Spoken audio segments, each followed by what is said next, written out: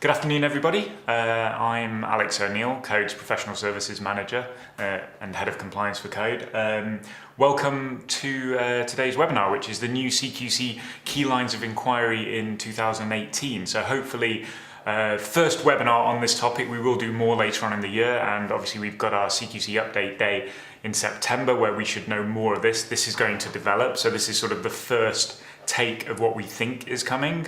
Some things seem quite obvious they're coming, some things we're sort of reading between the lines. But hopefully this should help you you might not need to actually do anything after today, apart from just sort of prepare, or maybe you will need to do quite a lot after today, depending on the information that I give you. Hopefully those with iComply, obviously we've got a mixture of people in the room, some with iComply, some without iComply, and obviously those who have our software and follow our systems, we will be keeping this up to date for you to make sure that it's very easy to implement any changes before they come in next year. It's verifiable CPD for our iComply application subscribers. So we have to have aims and objectives. So the aim today is to increase understanding of inspection regimes and help practices prepare for inspection. That's pretty much our aim with 99% of the webinars that we do. The objectives, so how are we going to achieve that? We're going to explore code research a little bit. We're going to discuss the proposed changes to the key lines of inquiry. So I'm going to go in and look at those and talk about those in quite a bit of detail. And we're going to explore how the iComply application and Code's quality practice scheme will help you reduce risk and the relationships between those two things and the changes that are coming next year. So learning outcomes. Hopefully by the end of today you'll understand the upcoming changing to the KLOEs. There are a lot of changes, so we've only got 50 minutes, 45 minutes today. So there's a lot of stuff that I couldn't include that I wanted to include. So we could see today as sort of a top level, a first look at those changes, and then we can dive into more detail in some webinars in the future and events that we're doing. And you can prepare to make changes ahead of April 2018. You may need to make some changes, or you just may need to prepare and start thinking about what you can do to be ready for next year. So code research. As always, we're doing ongoing research and we're looking at the inspection reports that are being published. Those of you who have been following this entire webinar series, I think this is webinar 19 or 20 now, so we've done quite a lot over the last 2-3 years, have been probably seeing the progression of this. So we've now looked at over 1,800 inspection reports that were published up until the 2nd of June. And what we've seen from that is 15% of practices over that time period who have been inspected are in breach of at least one regulation. They've failed their inspection and they must make improvements.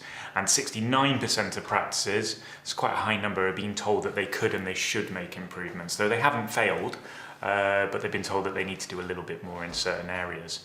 Now, for that 15%, it's quite interesting that originally, when the new regime came in, that number was 20%. And what we've actually seen over the last 2 years is that number is steadily going down. So it started at about 20%, and now month on month we're failing the inspection, and now it's about 15%. So it's the inspection's getting bedded in, and people are getting used to what it's about. But we're still seeing, the people who are failing, 89% of them are failing on being well led. And with these KLOE changes we're going to look at today, the CQC are strengthening well led. They're adding more to it. So that's going to become, so well-led is still the sort of focus area for practices. They really need to get a grip on their leadership and on their governance. And I'd really recommend that people go and look at the top 5 reasons practices fail inspection webinar, which is on YouTube now, where I talk a lot more about well-led governance and leadership and what the CQC are looking for, in our opinion, code. So, safety obviously is the other big issue. I did see another speaker talk about this recently, which was quite interesting, and what they said was that quite often, in their opinion, the CQC would rather fail you on being well led than fail you on being safe. So sometimes if the safety breach was caused by a lack of leadership, then your breach will be on that side on your report. And the main reason for that is because if the local media gets hold of the fact that you failed on safety, then I think I've said it in other webinars, if you go and Google dental practice found unsafe, what you'll get is a lot of websites for local press in different places, Middlesbrough and other places I've seen, where the local press will get hold of that CQC inspection report and will make an example of a practice in the press saying that they failed on safety. I think we've spoken about this before, but the iComply application practices, people with our application in 2016 had a 97% pass rate, so above average for people who are using our software, which we're very, very proud of. Right, so new focus areas. Well, actually, it's quite interesting because what we do is every time we do one of these webinars, I go and I look at the last sort of 20, 30 inspection reports that have been published that have been really bad failures, to look at why practices have failed. And usually that's where we found these trends that have been coming out, and we've been able to, or one of the places that we found these trends that are coming out, and we've been able to react reasonably quickly here at Code. What I actually noticed this time is that there was nothing new. So it looks like, as I've said at the bottom point there, the new regime is kind of stabilised now. So we're not really seeing a lot of new compliance coming out in the inspection reports. Couple of things which are being spoken about more by people is, the first one is obviously CPD. Having good CPD records and making sure that everybody who is GDC registered is up to date with their CPD is a requirement of being a provider, and the CQC are looking for that in practices. So just make sure you've got good CPD records.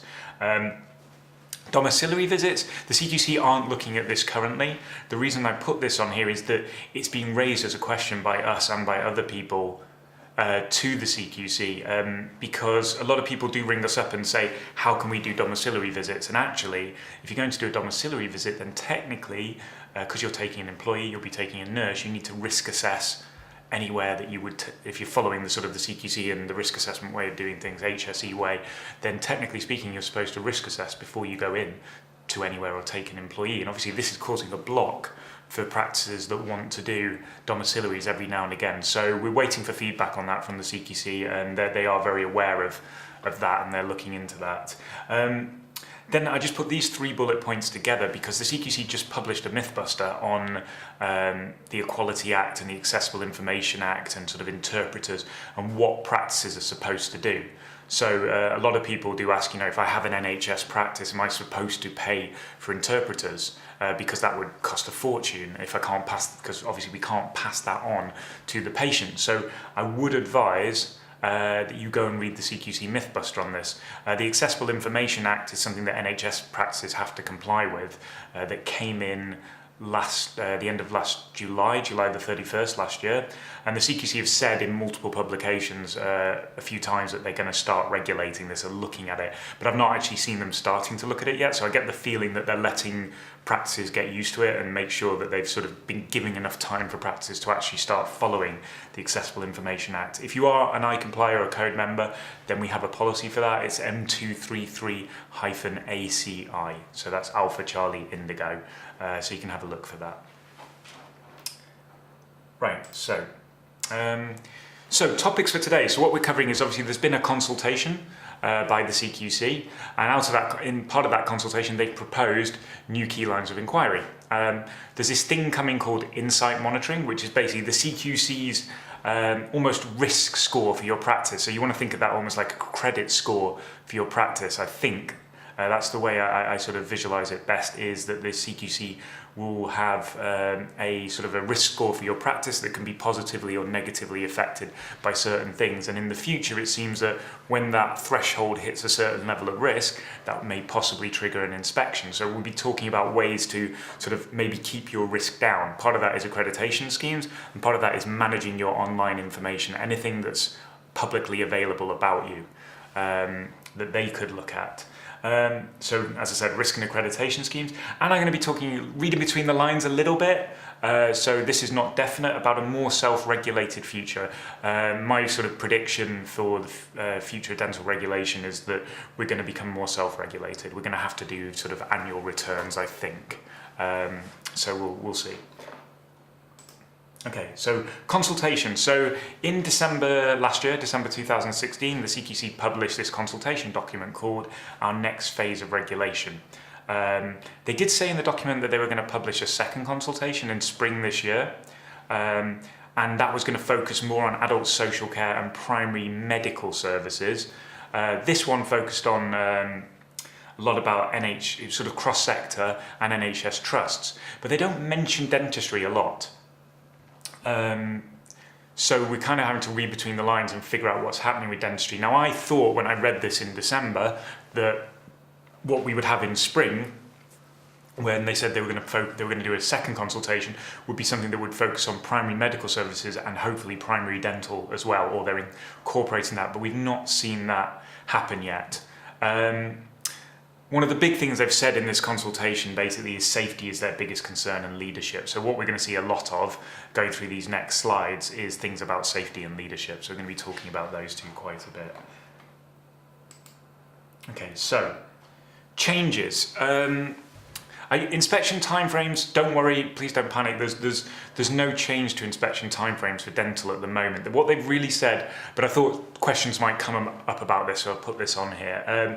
What they've said is that dental practices, they will still inspect a certain number annually for now, and then they will inspect others based on risk, and they're still figuring out what they're going to do about dental practices. So I would still say, imagine at the moment you're probably going to get, if you plan that you're going to get an inspection every 3 years or so, then you're going to be safe. With GP practices, what they've said is that they're going to try and extend the maximum time between inspections to 5 years for GP practices, and that will be based on previous ratings. We don't have ratings in dental practice, but that will be based on previous ratings and also on risk. So I think we'll probably follow suit with that for dental practices, but for now, if you just imagine that it's going to be the same on the sort of frequency of inspections. Now, what they've done with this consultation is they've taken 11 sets of key lines of inquiry, KLOEs, and they've turned it into 2 sets. So I don't know how many of you have read the Dental Provider Handbook. It's a really, really good document. But in the Dental Provider Handbook, it has all the key lines of inquiry and inspection prompts for safe, caring, effective, responsive and well-led, and examples of evidence and how you meet those inspection prompts are all in this quite nice document called the Dental Provider Handbook. So there's been a provider handbook for dentistry, for medicine, for ambulance services, and they've got 11 sets of key lines of inquiry with 11 sort of 11 interpretations of what that means for that sector. Now, what they've said they're going to do is bring these all together, and they've published 2 sets, one for sort of a social care, which we don't need to worry about, and one for healthcare, which we do. And they've made 125 changes. So there's quite a few changes, which I'm going to talk about. They've also added 3 new well-led key lines of inquiry with inspection prompts. So there's a lot of changes to well-led. I'm going to touch on some of them today, but I think that could actually be a whole webinar in itself. The other thing is they haven't included examples of evidence. So whereas now what we have currently is the Dental Provider Handbook, which has lots of examples of evidence for how you meet certain things, they've not put those on this new document. So I'm not sure if they're going to take those key lines of inquiry and inspection prompts and create a new Dental Provider Handbook that we've not seen yet. But obviously they've got until April next year to do that. So I will be talking about what I think maybe will be examples of evidence around things that are coming. And some of them are quite obvious and some of them not so obvious. Right, so increased focus on well-led. As I said, they are increasing the focus on well-led, and you can see there what they've said is they're doing this because they're clear that there is a demonstrable link between leadership, culture, and the delivery of safe, quality care. So they've realised that if you've got poor leadership in a practice, unclear leadership, if the leadership doesn't understand what compliance is about, or doesn't even like compliance, then that will flow throughout the organisation and you will have a poorly led practice that maybe isn't safe.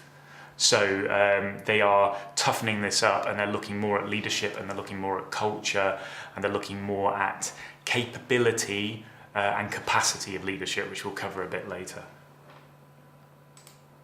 Okay, so as I said, there's 125 changes to the key lines of inquiry. Now, you can see down there, well led has had 19 new key lines of inquiry or inspection prompts, 23 changes within the key line of inquiry and the inspection prompt, and 1 movement. So all of those together is 125 things that are either new or changed in that draft document, which I'd encourage you to go and read, by the way. Obviously, it's nice to watch a webinar and get my sort of code's take on for 45 minutes on this, but those documents are out there in the public domain, and as registered managers, responsible people, one of the key things is that you understand the regulations, because that's your job. Your job as the registered manager is to make sure that the regulations are met in the practice. So if you don't know what the regulations are, then does the practice stand a chance? So I'd encourage you to actually go out and read this stuff as well. Okay, so I'm going to sort of dive into these a little bit, and we're going to look at, I've got about 3 or 4 slides on some of these new ones and these changes and what I think they could mean and what some of them quite obviously mean. So the first one we've got there, and I will be sort of reading off my screen to the left slightly, is how is safety promoted in recruitment practices and through ongoing checks, for example, DBS checks. Now, the interesting thing here is that it says ongoing checks. So right now, quite often at Code, we will get asked this question of how often are you supposed to have a DBS check done?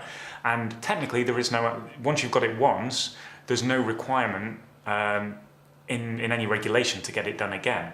So this looks to me very much like they are going to be introducing an ongoing requirement to regularly update DBS checks, which kind of makes sense, because if you ask most people will say, well, it's every 3 years, but there's no rule that says every 3 years.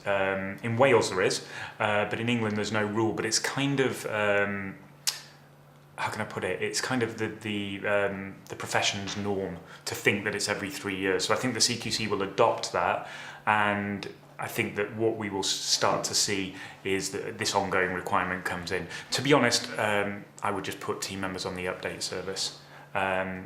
Self-employed team members will pay for that, obviously, and employees, you will pay for that. And obviously that's going to then make sure that if anything happens, that the practice is alerted. So that's that one. Moving on to the next one. How are staffing levels and skills mix planned and reviewed so that people receive safe care and treatment at all times? I mean, that's already in there, but then they've added this little bit, and staff do not work excessive hours. Now, I'm an ex-practice manager and I've worked in quite a few practices, and I wouldn't say that it's unusual for, say, maybe 1 dentist per practice to have, let's say, not ideal timekeeping, and you've got that one poor nurse who is constantly in surgery every day, 12 hours straight. And if the CQC asked that person, do you work excessive hours, then you probably wouldn't like the CQC to ask that particular person. So I think what we're actually seeing, you'll see this in other KLOEs as well, is the CQC are going to be looking more at talking to your team members, making sure that they're happy, they feel supported, they feel looked after, and that the practice is managed and led in such a way that doesn't mean that your staff are working excessive hours. So you might want to, some of you, we've got 200 people in this room, some of you that might be something you need to address in your practice. I won't ask you to say yes if you think that it is. I would maybe, if this was in a room, I might ask for a raise of for hands to go up, but we won't do that. Okay, so at 6.5, now this is, for those of you who have iComply, we've seen this a lot this year, is the CQC are looking at safety alerts and seeing how practices respond to them. So, you know, if you've got a CQC inspection coming up, I can almost guarantee you that the CQC are going to come in and ask to see your safety alerts folder and how you managed your safety alerts, and if you can't show that evidence, that could go against you in the inspection. So this is why we released a new version of our safety alerts policy about 2-3 weeks ago, which is M233-SAL. So SAL, the safety alerts policy. So if you've not put that on file yet, I'd highly recommend you do that ASAP. But what's interesting here is that they've said, are these audited? So what we could see, which you don't need to start doing yet, this is something that obviously we would create for you if it becomes a definite requirement, but we could see that a requirement to actually audit your safety alerts and audit your any recalls, investigations, reviews. So that could be a new audit that's going to come in that we could see. So we'll watch this space on that one basically. S3.2, this is something they're already doing. So what we've seen a lot, what I've seen a lot in these new KLOEs is a lot of the stuff that they've been doing in inspections but wasn't quite clear in the KLOEs, they've now actually put into the KLOEs almost retrospectively. So they're making sure that your blank prescription forms, your NHS forms, stored safely and tracked in line with NHS Protect guidance. I won't go into that now, but you need to essentially log every single page of every single form into the practice and then out once you prescribe it. Okay, so effective and responsive examples. So moving on from safe. E3.1, which has changed there, is do recruitment processes ensure that all staff have the right qualifications, skills, knowledge and experience when they start their role? That's in there already, and that's quite obvious, and that's being checked. However, it's quite interesting, the next bit, which is how is this assessed on an ongoing basis? That's appraisal, which we know we're doing already, but more importantly, or when staff take on new responsibilities. So this is something I've spoken about in a few webinars, but I think it's really, really important that when we do give a team member new responsibilities, we make sure that we support them to do those responsibilities. We don't just take our longest standing nurse and make them the infection control lead, because maybe they're actually not up to date with HTM 105. They don't know what it means to be an infection control lead, and as in the infection control lead, they're going to be responsible for, say, doing the infection control audit every 6 months. And the CQC, I did read on one inspection report the other week that the CQC were actually looking at the infection control audit and checking individual lines on the audit against evidence in the practice to see whether the person who carried out the audit had done it accurate and whether they understood what the questions mean. So it's always a good question for your practice is, does your infection control lead, who's responsible for, say, doing your audit, know what the right answer should be, or the correct answer is, the compliant answer is, on every question on the infection control audit. So making sure that you're supporting people when they're taking on new responsibilities. Do staff have appropriate training to meet their learning needs and cover the scope of work? Is there protected time for this training? So they're looking to make sure that you're giving protected time to your team members for training. Now, I'm going to put this in an iComply perspective because I think it's quite an interesting one. In iComply, if you're an iComply practice and you're following the monthly cycle, then each month you have a training meeting. That is your practice meeting where you are supposed to protect that time and deliver training to your team on the policies and the procedures. Now, what we quite often find when we audit practices is those meetings are not protected. They are, if a patient rings up in pain, the meeting is the first thing to get cancelled. And then we see practices that are actually signing off doing all their policy reviews, doing all their procedure reviews, but they're 5 months behind on their meetings. So I think under these new key lines of inquiry, that would be frowned upon because you have protected time and you're actually you're not following it. So I would advise you, if there's a small adjustment now, maybe start considering those meetings to be sacrosanct. And actually, you'll see later on, I think it's on the next slide or the slide after, there's another reason for that. So what action is taken to minimise the length of time people have to wait for care, treatment or advice? Doesn't sound massive in itself, but this could be the CQC going to be looking at your diary management. Just to see how well you're managing your diary and what you're trying to do to actually or how you're managing your businesses or how you're trying to expand to have more capacity in your business. It could also be the length of time people have to wait when they're sat in your reception, because the CQC do look at those things. And I did read a report, I think it was yesterday or the day before, when a practice had done a patient satisfaction survey. The satisfaction survey had basically found that it was a common problem that patients were waiting too long, certain clinicians were running late.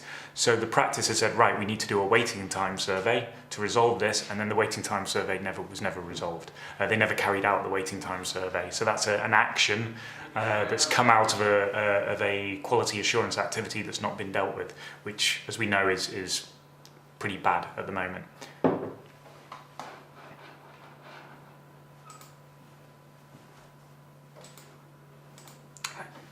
So I'm just going to have a sip of my water, my throat's getting a bit dry.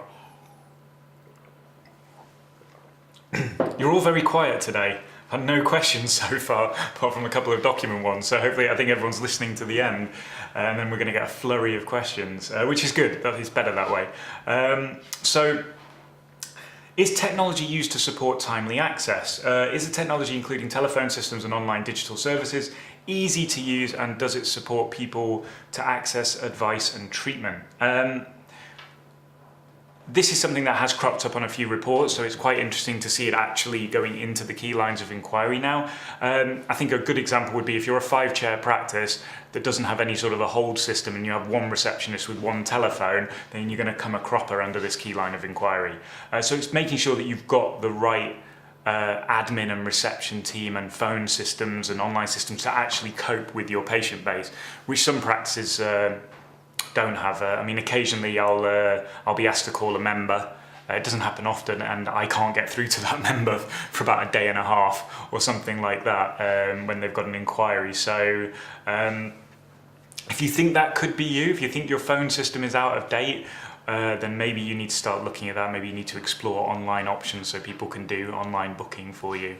So maybe that's something you need to start thinking about right now. Okay, so well led. Now, I would flick back to that slide, but it's a few slides ago, but you can see how many changes. There were, 50 odd changes to well led. So that, as I said, that probably could be a webinar all in itself. Let's explore a couple of slides and just see what they're saying. So well led 1 has changed and now says, is there the leadership capacity and capability to deliver high quality sustainable care? Now, the interesting words there are capacity and capability. Are the leaders capable of doing it? If you sort of delve deep into the CQC literature, there's actually a requirement for registered managers and responsible people who are legally responsible for making sure that the regulations are met to stay up to date with what the regulations are. And I'd always say to principals or registered managers, again, decon leads, is do you know what the regulations are? Do you know what your job is as the registered manager? And your first job is to understand what the regulations are. So do you understand what the regulations are that you're supposed to be managing? And if you don't, then you don't necessarily have the capacity or capability at the moment. But that can be learned.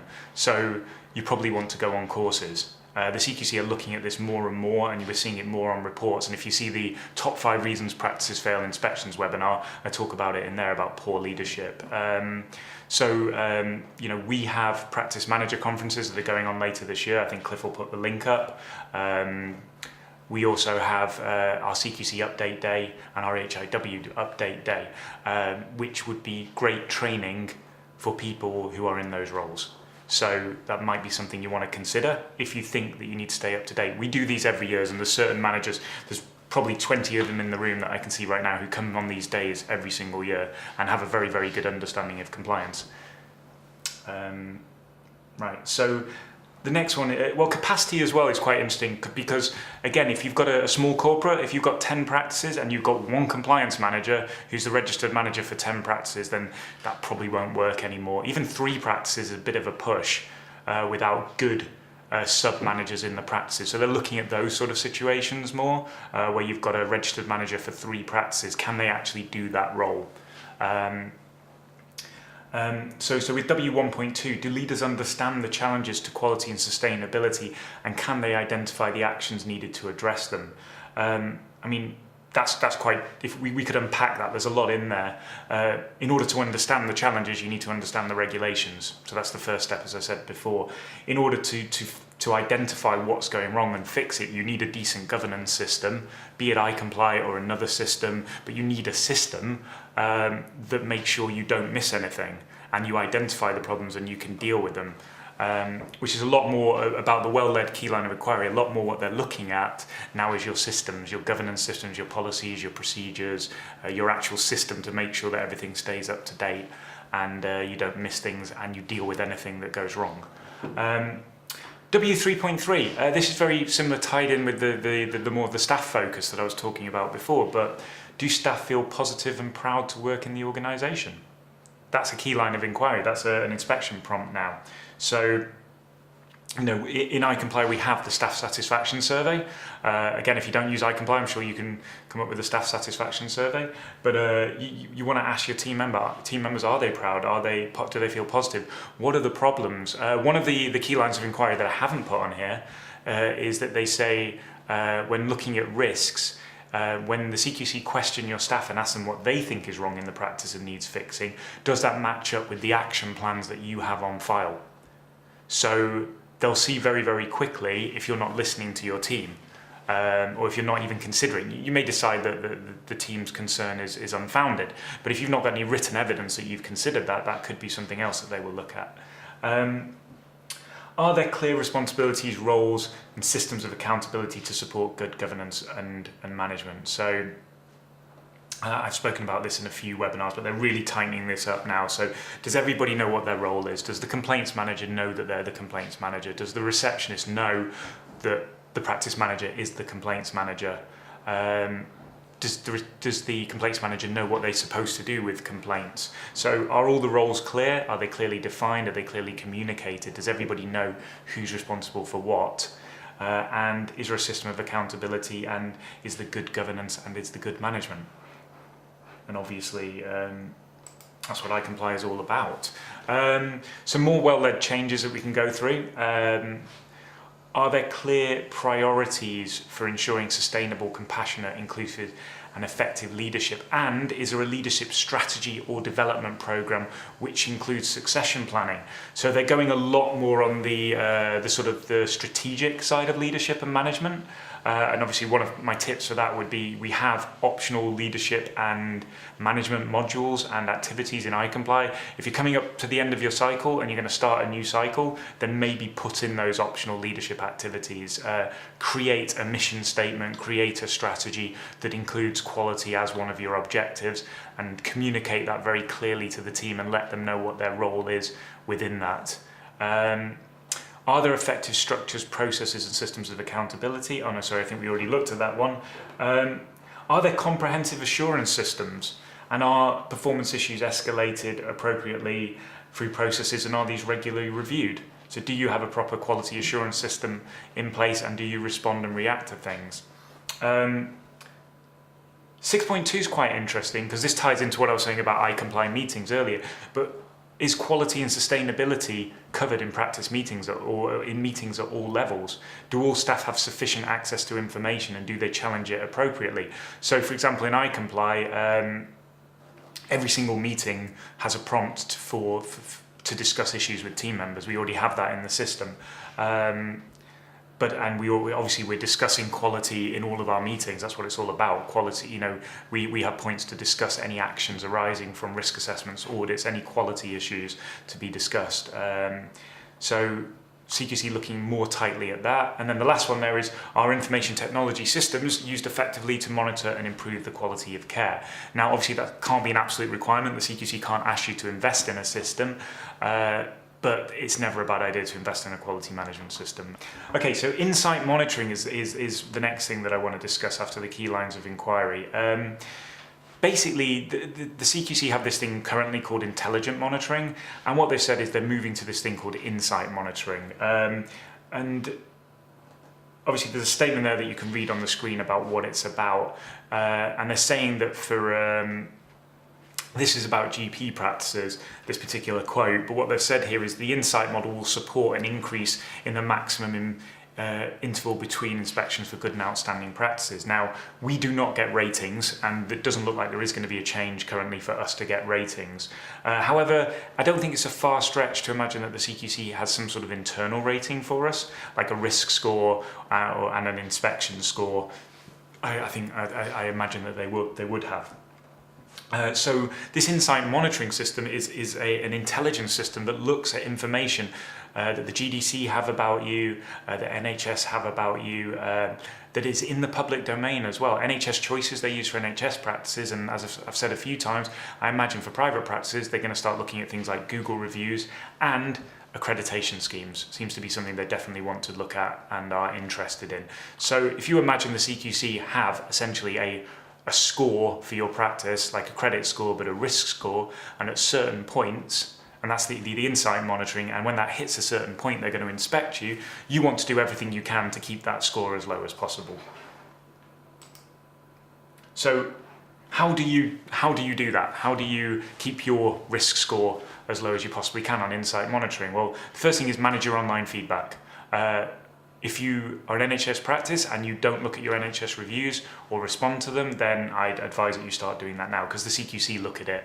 If you're a private practice, then the CQC actually have very little information on you because you've not got an NHS contract, you're not on NHS choices, so that I imagine, I don't know, but I imagine they're going to be digging a bit deeper for private practices. So the most that you can do, encouraging people to leave online reviews for you. Some practices do this amazingly well. Software providers can give you things to do this, to do sort of ongoing surveys and to encourage people to write Google reviews for you.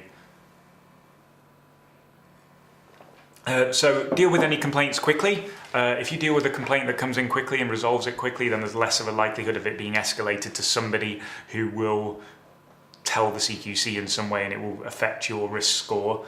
Manage your online feedback, as I've said. Have a professional, up-to-date website. I doubt that will affect your risk score, but when I go and audit a practice, one of the first things I do is I'll look at your CQC inspection report, I'll go online, I'll look at that, and I'll look at your website, because looking at your website does tell me quite a bit about the practice. About the leadership, about the quality. I can tell almost what a practice is going to be like from its website. And consider joining an accreditation scheme, and I'm going into more detail on why now. So I've mentioned this quite a few times throughout webinars, but if you sort of watch this history of the CQC's publication, then in 2014, when they published the provider handbook, they said that when they requested information ahead of inspection, they were likely to request membership of a accreditation or good practice scheme. I don't think they've actually been doing this. Correct me if I'm wrong in the text, but I don't think they've actually been asking for that. But this is the first time that it was mentioned, was in 2014. Now, in 2015, the CQC published a document called The Future of Dental Service Regulation, where the CQC sat down with the Department of Health, NHS England, the GDC, and one of the things they said specifically about private practices, though, was that they couldn't get information about private practices. It's very difficult for this insight monitoring to figure out what the risk score would be. I guess that's what it's related to. Now, what they said is that information about private practices could be addressed by greater use of established dental accreditation schemes. So they mentioned it then, again, a second time in 2015. And that made us think at Code, okay, we should launch an accreditation scheme for our members.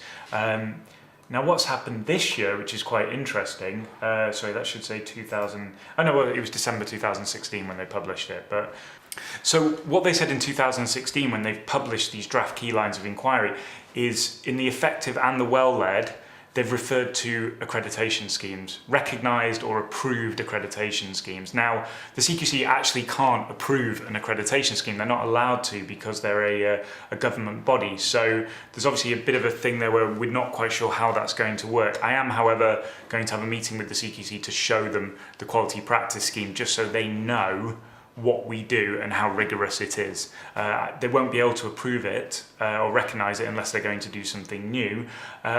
But they are looking to see if practices are taking part in accreditation schemes. So it seems they've mentioned this twice in the key lines of inquiry in 2016, they mentioned it in a 2015 document, and they mentioned it in a 2014 document. It seems quite apparent to me that the CQC want to inspect us less and want more information to help them do that. It seems obvious as a government body they're going to want to spend less money, especially in a time of austerity. So the more information we can give them to reduce that risk score, and the way that we can do that, I believe, is to join an accreditation scheme. And it's not only code that are saying this, this is the interpretation of other people as well. So we have our quality practice scheme. So for those of you who are on the iComply application, you can join the quality practice scheme, which is a subscription-based service. We come to your practice once a year and we do an inspection, and then every quarter we log into your iComply and we look at how well you're using the investment, and we will write reports on it. To give you peace of mind, obviously peace of mind to the manager that people are using it properly, peace of mind to the principal, and obviously helping the principal stay up to date as well, as especially if the principal's a registered manager, helping them be aware of how the compliance is in their practice. So if you are interested in the quality practice scheme, then please type in the box or give us a call. We believe this is going to be really important.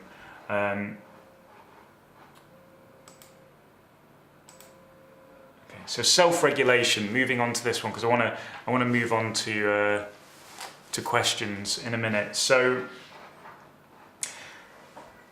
the CQC said in the Future of Dental Regulation book, in the futures of dental service regulation, when they did this when they sat down and they spoke about how it was going to look, they said that there's a potential for some sort of a self-report or declaration.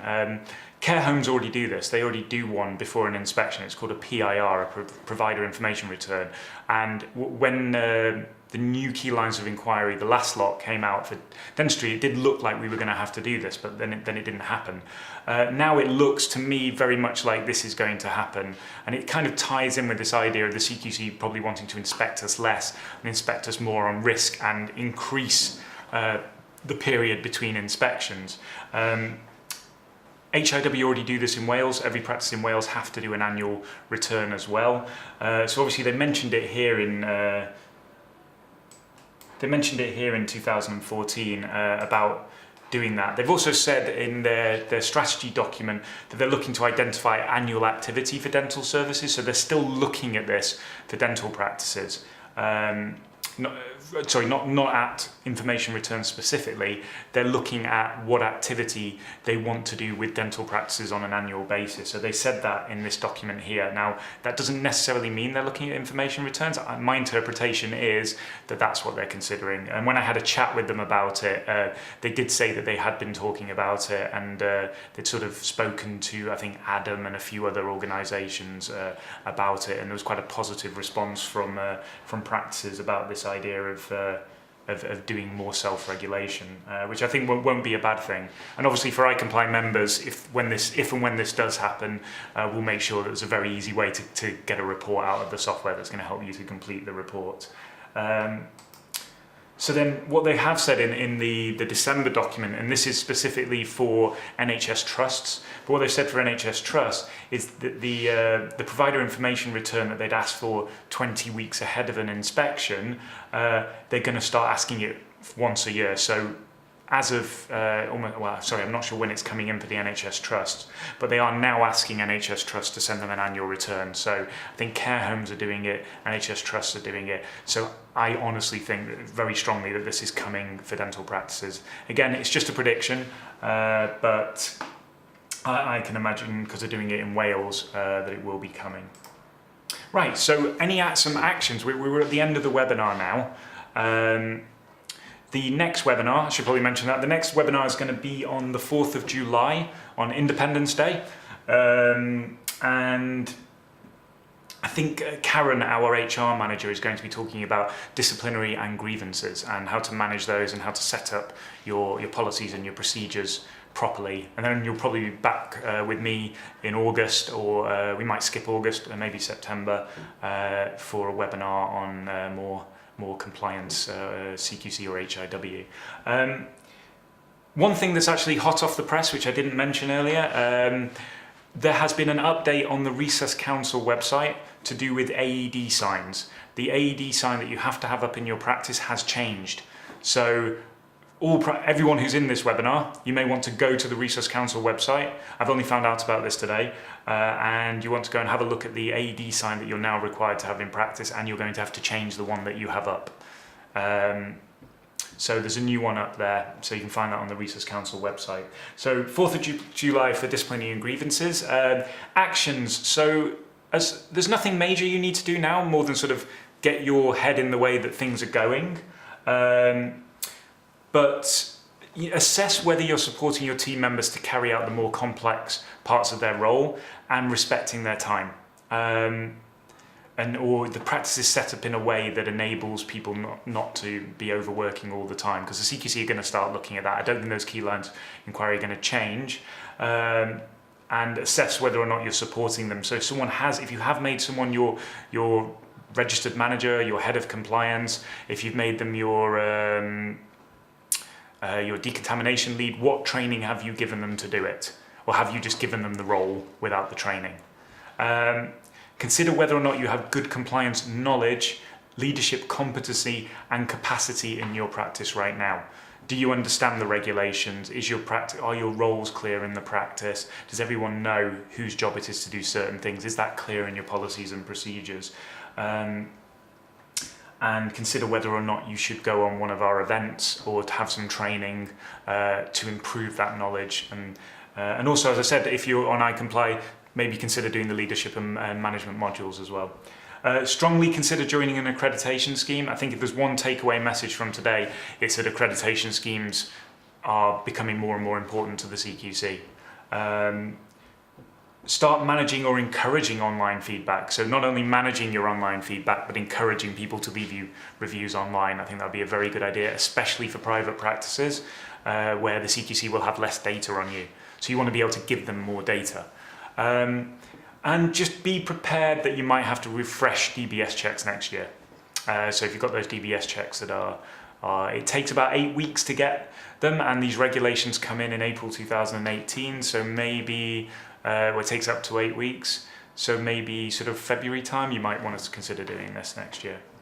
Right, okay, so thank you all for your time. Hopefully as I said, it's a big topic, so hopefully I've given you enough of an idea of what we think is going on and what might be coming. If you have any questions, then I'm going to stick around for the next 10-15 minutes or so, and please feel free to ask any questions.